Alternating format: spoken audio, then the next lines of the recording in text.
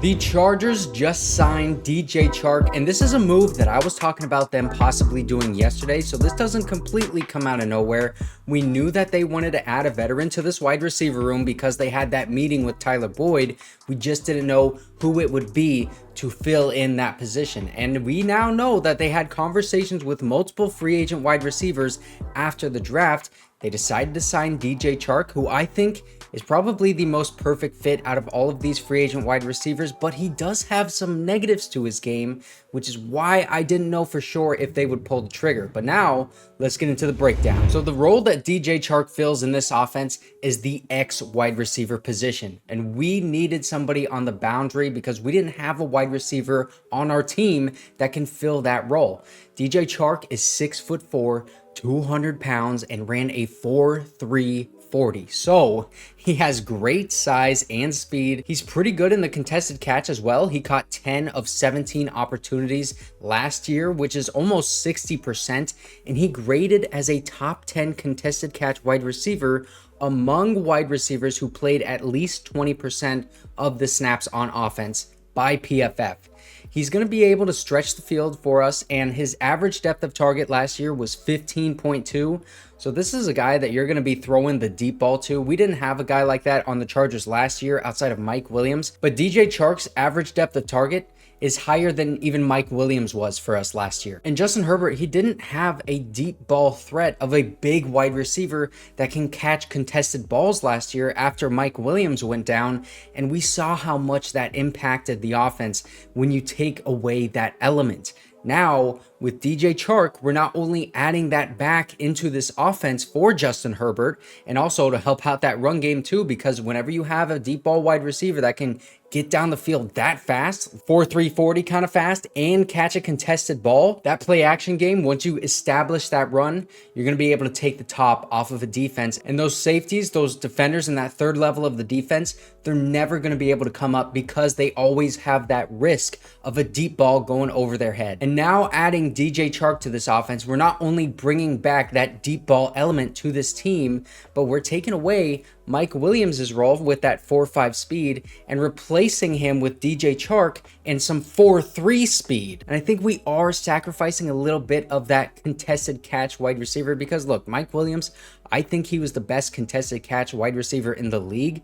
But DJ Chark last year, it's worth noting that he had a 58.8 contested catch rate, and then Mike Williams over his career has a 53.5 contested catch rate. So last year, DJ Chark actually graded better in contested catches than Mike Williams has over the span of his career, and it was a pretty good sample size for him. He had 17 opportunities there, and also he had Bryce Young throwing him the ball, not guys like Philip Rivers and Justin Herbert. So DJ Chark can get down the field faster than Mike Williams can. He is younger than Mike as well, and he'll be, I think, almost as good as coming down with those big time jump balls along the sideline. And maybe he'll be just as good with Justin Herbert throwing him the balls because those balls are going to be placed in a better position than he is used to. I mean, he has never had a good quarterback throwing him the ball other than Jared Goff. But honestly, that's by far the best quarterback that he has had throwing him the ball. And he has a 1,000-yard season under his belt in Jacksonville. So going from that to Justin Herbert, I mean, it's a pretty big difference, especially when it comes to throwing a deep ball and deep ball accuracy, because Justin Herbert, he's got one of the best arms in the league, and he can place the ball really well down the field. So there's the deep ball element, but DJ Chark gives you more than that because he's also really good in the intermediate part of the field. That's the 10 to 20 yard range. According to PFF, DJ Chark had an elite receiving grade in the intermediate part of the field, and that is where the bulk of his production actually came from last season.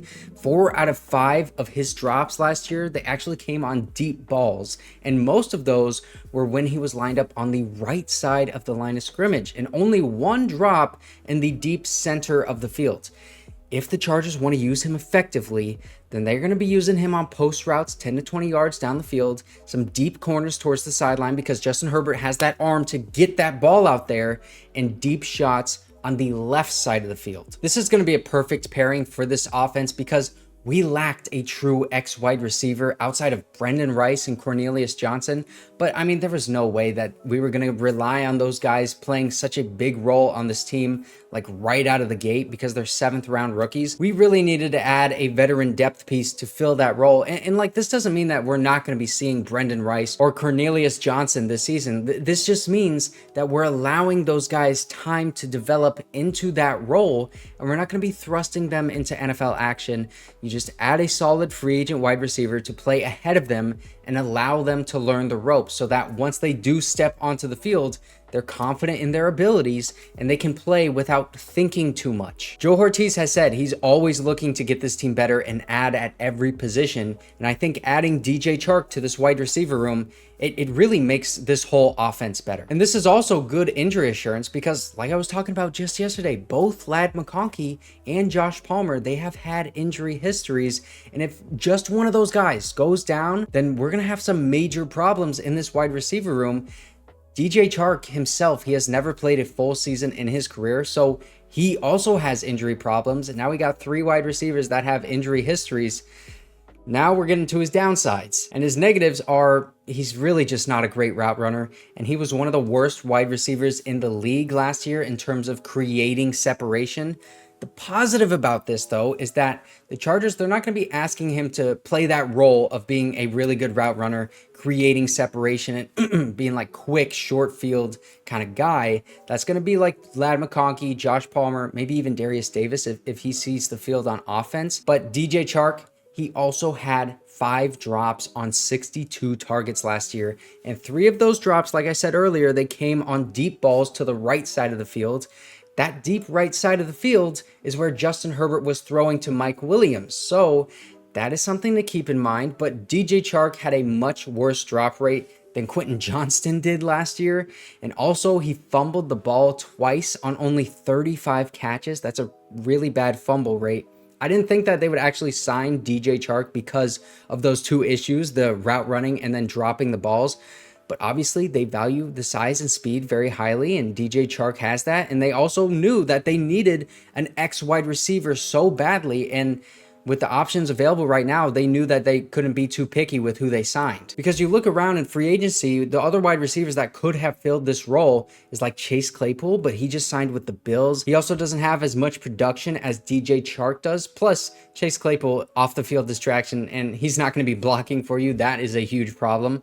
Odell Beckham Jr., he just signed to the Dolphins, and I think he could have been the better player to take, but he has even more injury concerns than DJ Chark, plus he is older, and he also could be a distraction off the field. And also, he signed for more money than DJ Chark. Marquez Valdes-Scantling, he can't play the X role, so I think that disqualified him. Tyler Boyd, he was more of a slot guy, like we talked about yesterday. I think maybe that disqualified him. So DJ Chark was really the best fit, and we got him for a very cheap deal that is up to $5 million. So it's probably going to be around 2 to 3. And I think the money here is very important because during the season, if a wide receiver becomes available in trade talks, the Chargers might be a team to make a trade for them because we still don't really have like a bona fide wide receiver one like Keenan Allen was. You know, like none of these guys are going to be getting targets like Keenan did and produce the way that he did. I don't think any of these guys are going to be 1,000-yard wide receivers in this offense, especially considering we're going to be running the ball a ton. And also, after trading Keenan Allen, we have all of that money that we're going to be rolling into the season with. And Joe Hortiz himself said that he wants to remain flexible with the cap so that during the season, if he wants to make a trade, he's going to be in position to do it. So that's DJ Chark. Adds a good element to this offense that we needed.